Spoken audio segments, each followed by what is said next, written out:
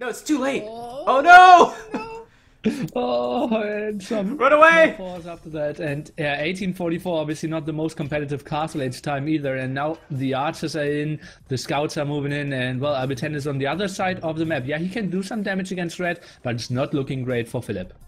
Hello everyone, and welcome to this first game in the Continental War Tournament. I'm joined here with Nilly AoE, and this is a tournament hosted by Forever and Mundo AoE with a big, generous donation from that guy. This is a $500 tournament featuring 8 different clan civilizations.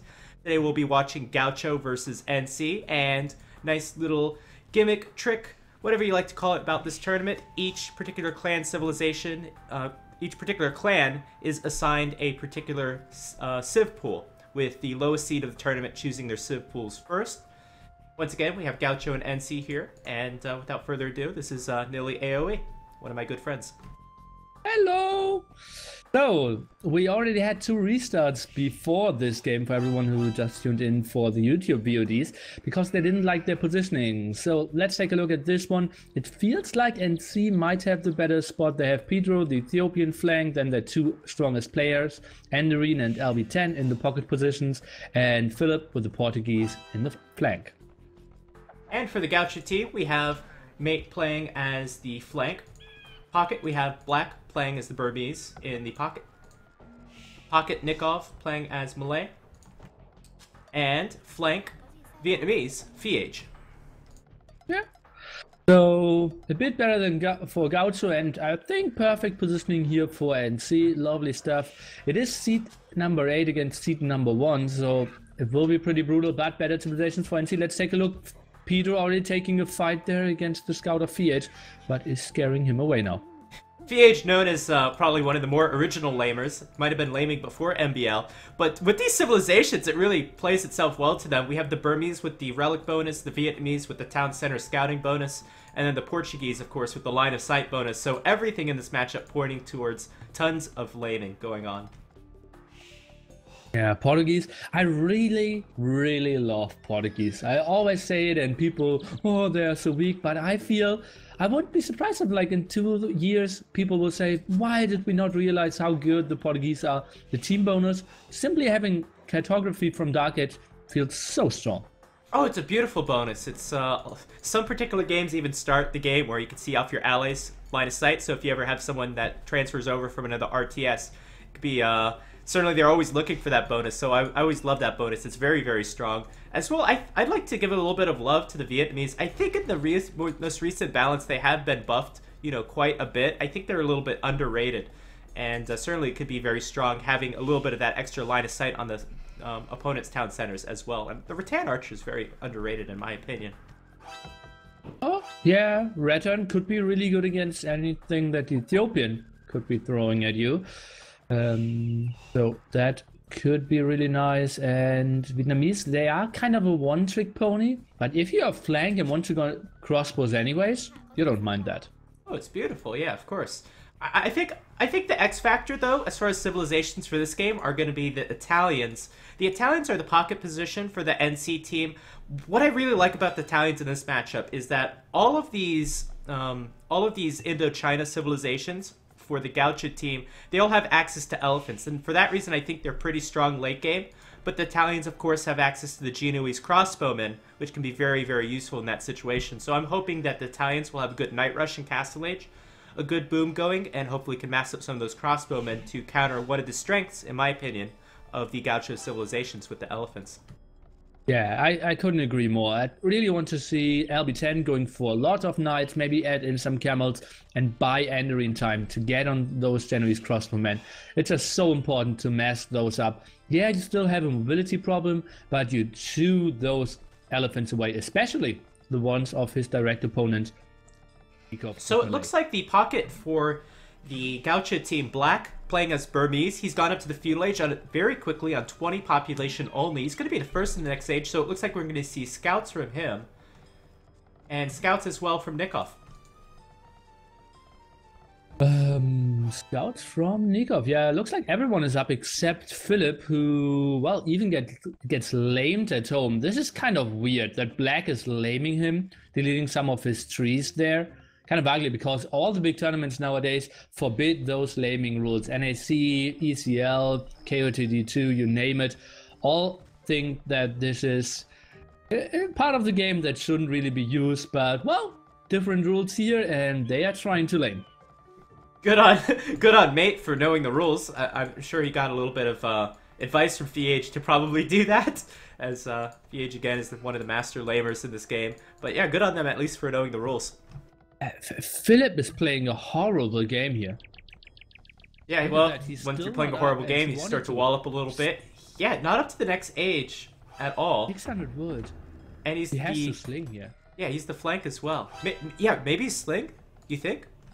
He will just die. And he will face double archer range, instant aggression, and scouts. I think he will just die. It's not looking so good. Yeah. He's got to get that wall up before those archers can come out. The archers could come out even before then. He's going to gold right away, so either fast castle or a sling. Boy, this looks so bad. Oh, nobody 41. I think this might be like a 24-minute game. Well, we'll have to see. It might be a little unfortunate if that happens, but you never know.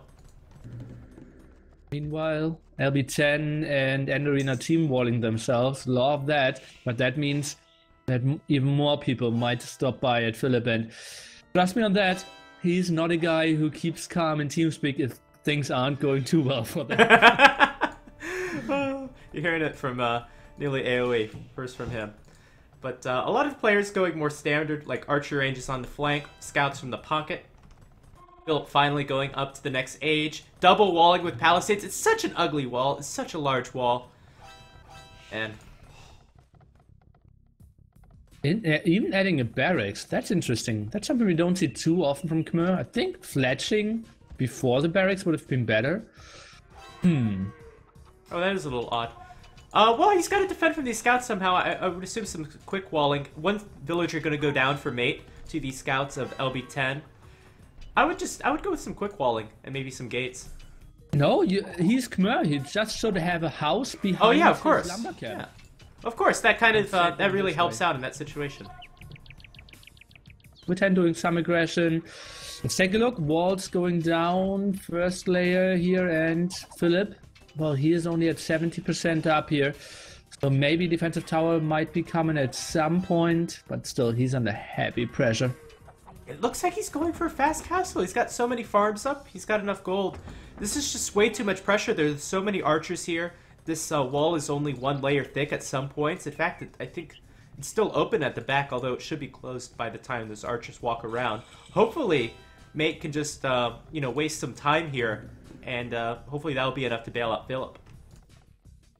Let's take a look. They are completely walled, but it's only one layer of kind of paper walls here, so I don't really see them holding this for too long, especially now. LB10, he doesn't have a lot of army to defend at home.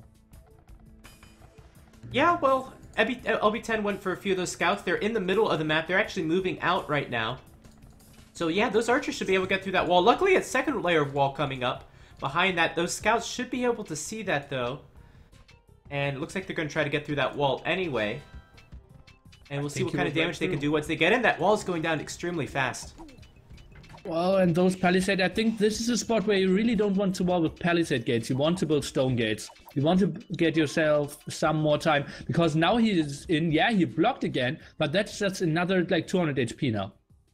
Yeah, the gates certainly take a long time to build, and yeah, why not stone gates? That's a really great point. Now gonna wall with a market, but that other palisade gate's going down so fast, those villagers are gonna be dead. Another market coming up. No, it's too late. Oh no! Oh, and some run away! Falls after that, and 1844, obviously not the most competitive castle age time either. And now the archers are in, the scouts are moving in, and well, LB10 is on the other side of the map. Yeah, he can do some damage against red, but it's not looking great for Philip. Yeah, not at all. He has no military out right now. He's gonna go with the tower. The tower is late though, and we need to see a spearman coming out right away. No, not coming. And this is here we go. It's just disaster time for Philip now. Just absolute disaster.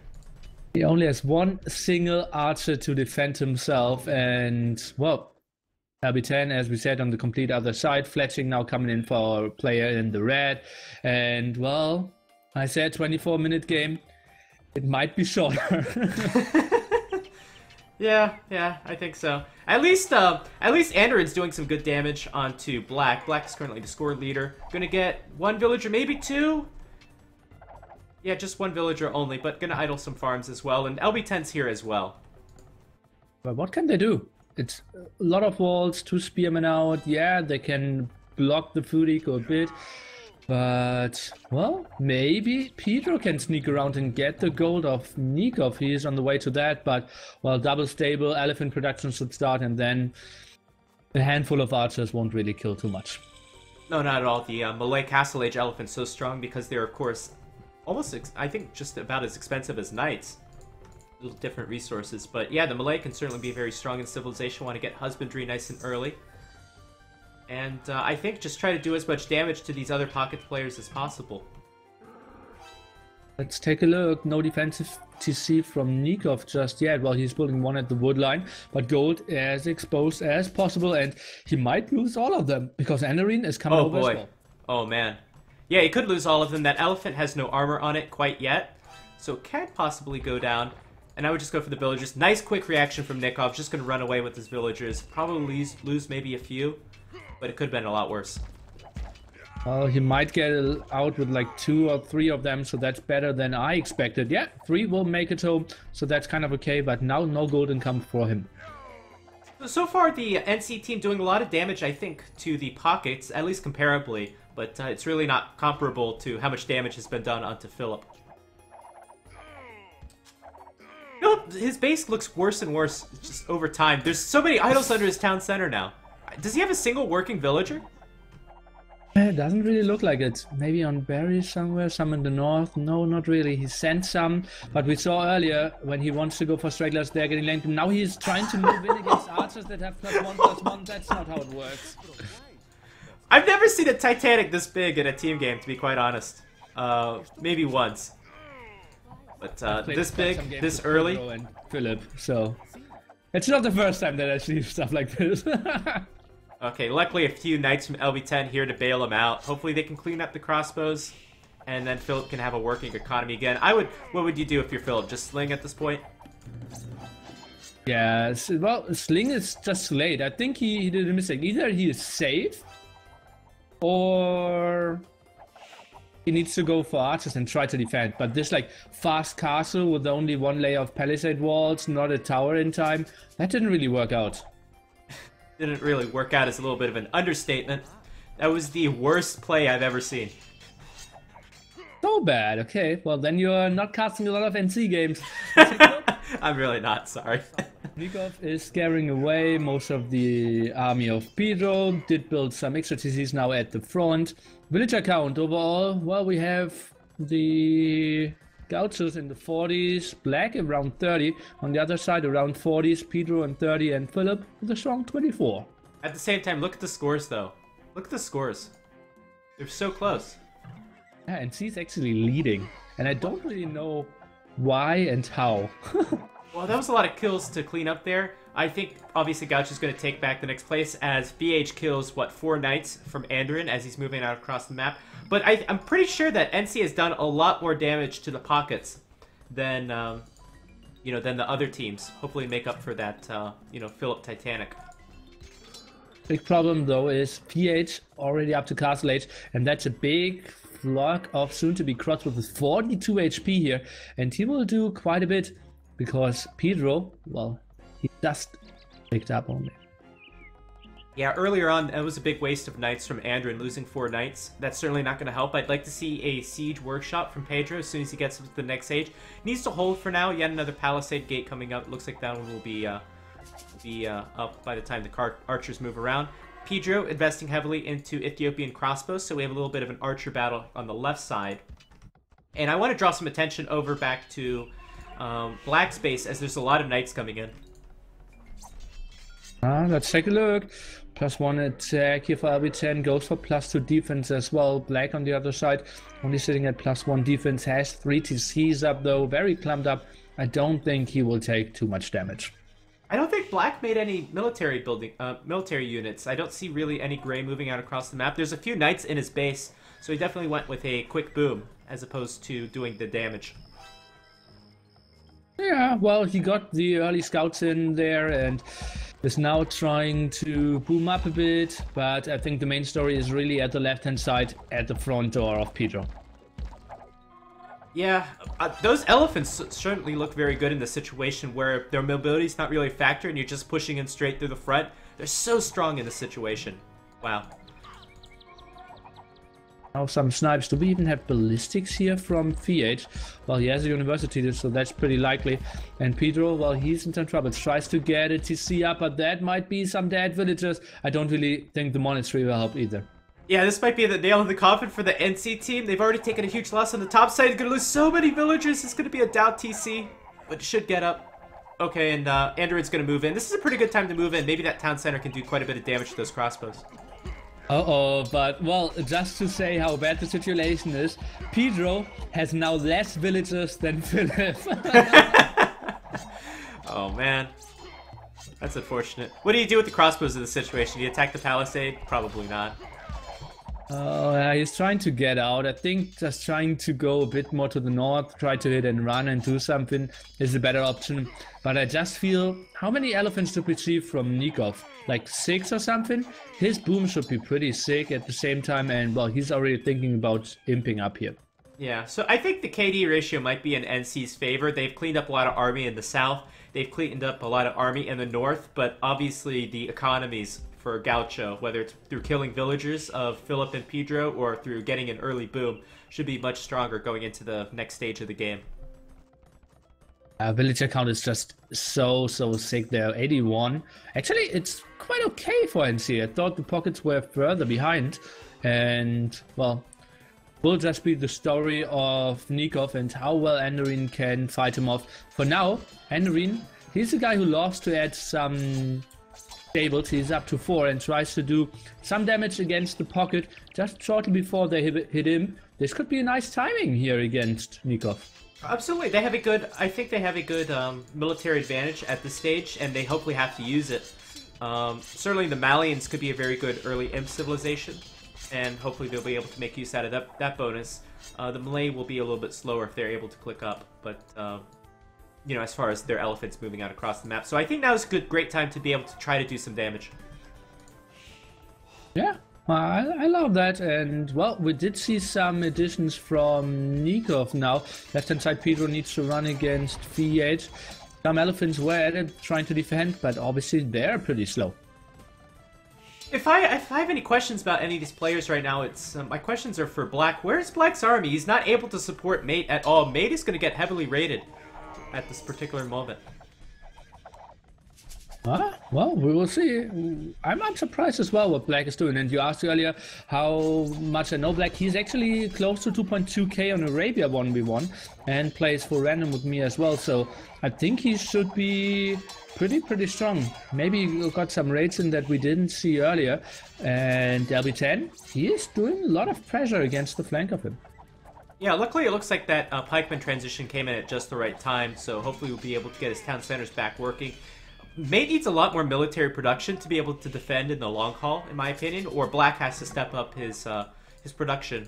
He's getting iron casting right now, so hopefully thinking about adding more knights, and maybe just because, I don't know how many team games Black has played, but just because you're 2k2 on Arabia and 1 versus 1 doesn't necessarily mean you know how much army you're supposed to be making at different stages of a team game. Yeah, you can ask Spring about that as well. It's getting better, huh? Okay, VH now on the way to Imperial Age. Pedro has to be miles away from that. Yeah, 60 food, has like 8 farms working for himself, some idols as well, very little military. We see mass stables from the 2 pockets here of NC. LB10 now on the way to Imp. They need to do more damage. They really need to keep Nikov very small. Yeah, I'm just so worried about Nikov with his Imperial Age and those elephants. It's going to be so strong, and as well the Imperial Age from VH with those archers. I would love if somehow the NCE team could somehow clean up those archers, because you don't want to see them upgrade it into Arbalest, but that would take such a huge stroke of luck. Yeah, well, we'll see about that. In the meanwhile, LB10 with some knight raids against black, and if we take it a villager count, it's pretty impressive how the two NC pockets are playing here. They're playing completely out of their mind, really getting the raid in. And look at all the teal dots in Gray's base. This is ridiculous. Yeah, I think some of this goes to that team welt from earlier on in the game. Certainly, you know, it took them some time when they were going with scouts and archers in the feudal age to get through those walls and completely destroy Philip, but at least they weren't able to go over to LB10's base because I guess, you know, maybe those palisades scared them off. So I think the power of the team wall is pretty apparent here in the play of the pockets. Yeah. But as we said several times, the transition into Genoese has to become an Enderine. He's actually adding stables. Has enough stone for a castle. I'm a bit surprised that he isn't building it, because now the first attack of Nikov is coming in his face, and he has nothing to defend there. Yeah, I think that Anduin should just continue to go full Cavalier. The transition takes a long time to make for the Genoese crossbowmen because they make so slowly, but it's something that certainly should happen later in the game. And it looks like VH is getting ready for a big push with Rams. Yeah, and Pedro, well, he doesn't have a lot of defense there. I think he will be completely destroyed off this map. It's going for Mangonel now, but, well, a Mangonel hit won't even kill an Arbalest now from the Vietnamese anymore, and Rams are pushing. I think Pedro, he might be more dead pretty soon than Philip was earlier. Yeah, I think Philip is doing fine now against Mate because Mate has been so far behind. I think if they want any chance at staying in this game, LB10 needs to move his Cavalier towards the south and hopefully clean up these Rams and Arbalest. Yeah, that could be a nice switch around and still give some more breathing room to black at the same time. Nikov isn't really getting attacked. He's doing some pressure, but, well, Andorin is fighting him off. It really needs to be a big carry from our Austrian player. Yeah, another little bit of misplay here. Philip was attacking the villagers after they had built the castle. Typically, you'd want to run away with your crossbows once a castle is built. Just saying. Yeah, well, Philip now finally adding some extra TCs here at the 38-minute mark when other players are already in Imperial Age. And now we see the transition here for Nikov. He's going onto those super cheap elite battle elephants of the Malay. Yeah, that's going to be incredible, especially in the early Imperial Age. What are the weaknesses of the Malay elephants? Well, they have pretty low pierce armor, but with Pedro, you know, stuck in the Castle Age, don't really have to worry about that. They'll be extremely strong against knights, though, with that reduced cost. That extra armor, I don't think impacts them too much in melee battles. Yeah, I don't think so either. It's really, the fight against Genoese or Arbalest or something. We now see some Genoese from Enderine, but not a single upgrade on those yet. And, well, it will take some time to mess them up, as you said earlier. Production time quite high. Farimba on the way for LB10. The two pockets are playing out of their minds, but it feels like the Pedro side is just losing too fast. Yeah, I think this would be actually an opportune time to call maybe the good game, because obviously LB10 has not moved his knights over to the left side. He has a lot of knights on the right side. They'll be extremely strong, but I do expect, at least with these elephants that are coming out from black now, for him to be able to defend. And, you know, Mate's got he's got a castle up, so I think these knights really just have to go over to the left side and clean up these Arbalests, because Pedro's dying too fast. But Pedro will just lose so much. He doesn't really have a great boom in the back, no real wood lines, trying to run with some villagers. Might even take some extra gold spots from Enderine away here, or what that is. I'm not sure. No. Seems like a 4-tile extra gold spot. Okay. Tricky situation. No one really got trade running for themselves. Villager count, as we said several times now, better for the NC pocket. Way too bad for the two flanks. So do you think this game really was predicated on Philip's, you know, poor start, or do you think it would have, you know, would have turned out this way otherwise? Well, yeah, if Philip can play a competitive game there, doesn't die, and then they have Crossbowman, Knight, and Castle Age, I think Mate can really die. And then they have the pressure against Black as well, and the right-hand side looks so much better. Enderine got nice raids in there as well, with a nice Pedro double. I think it still looks dicey at the left-hand side, but the right-hand side certainly could have been a big opportunity for NC to win the game.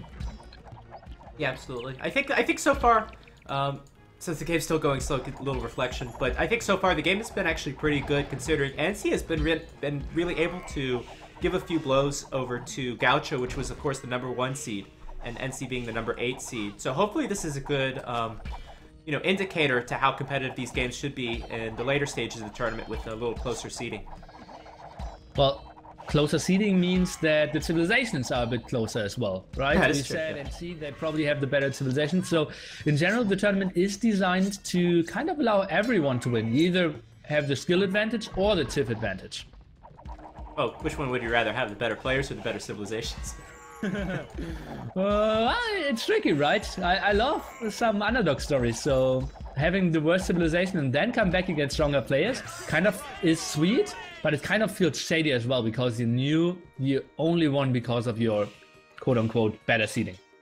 Yeah, I think we certainly see some weaknesses, at least in the Gaucho team, especially I think in Black's play, as there's Cavalier all over his base. He doesn't really know what unit he wants to make. He's making a Rembi now, he's making some battle elephants, so Nikov's going to actually have to bail out his pocket.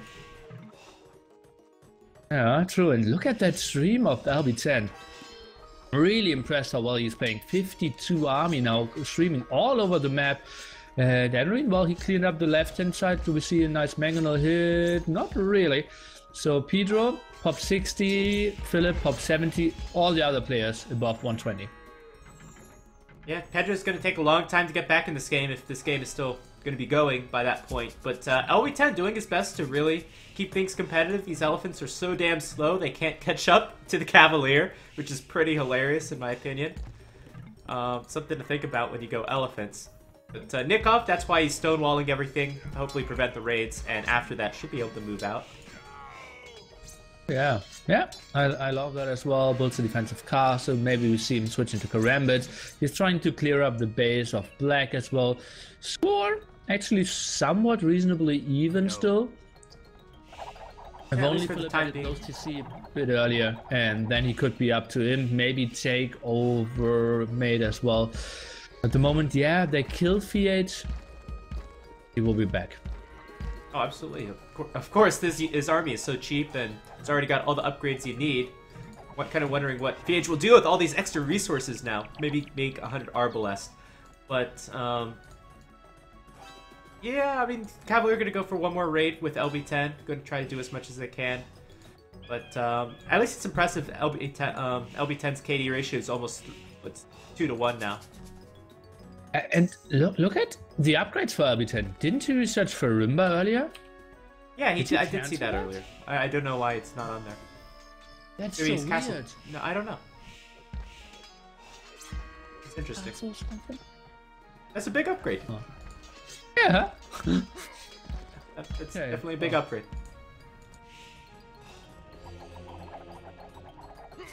I'm confused by that, but... Well, okay. New wave of raids coming into the base of Nikov. Cavaliers are squeezing through the diagonal gate here. And, well, the next stage is really where Anduin should go for mass enemies crossbowmen, which, well, trade okay-ish against Vietnamese if he goes on to Ratans or Arbalest. Yeah, I mean, the next stage of the game is kind of there for FH if he wants to transition to Ratans. That would be a great matchup against the Genoese crossbowmen and a great counter to them. I wish FH would add a little bit more siege, as that would certainly speed up this process of destroying his opponents, but he hasn't done that quite yet.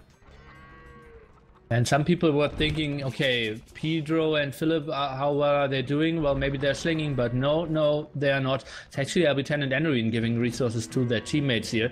So, yeah, it really is them not transitioning into the Great Eagle too quickly. And now, Mate, he is back with a big push there, and no way to stop that Philip's position. Well, Philip is going to try to go for the Genoese, for the other Italian unique unit, the Condottiero. But that shouldn't be too effective against Arbalest unless they get cleaned up by the Cavalier, which they won't because there's some Halbs there. Yeah, well, Halberdiers only have, well, not a single upgrade on them, so take a look. Will be a clear up for LB10, I believe, but the castle is going up and, well, elephants are coming over. It just seems like too many spots where LB10 needs another 30-40 Cavaliers, and it really hurts that he doesn't have Marimba, man.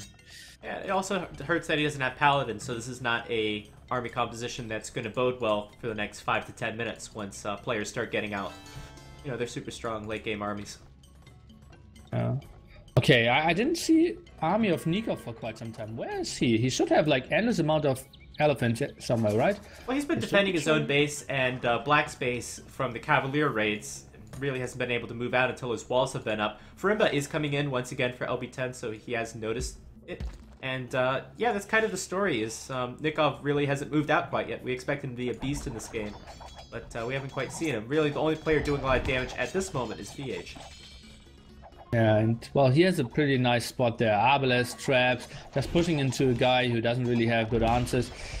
Maybe you could sling Peter on some skirms and go raid if you're Enderine, but that's not a great idea either, especially because Peter was still only sitting at 50 villagers. Enderine now trying to defend with Bomber Towers, but well, I think it's a bit too late. Yeah, of course, a little too late. It's, well, never too late to stall in a game, and that's certainly a little bit of what we're seeing. Hoping that LB10 will get one monster raid on maybe one of these opponents and claw the game back. And how often do you see comebacks in positions like these? Does it happen?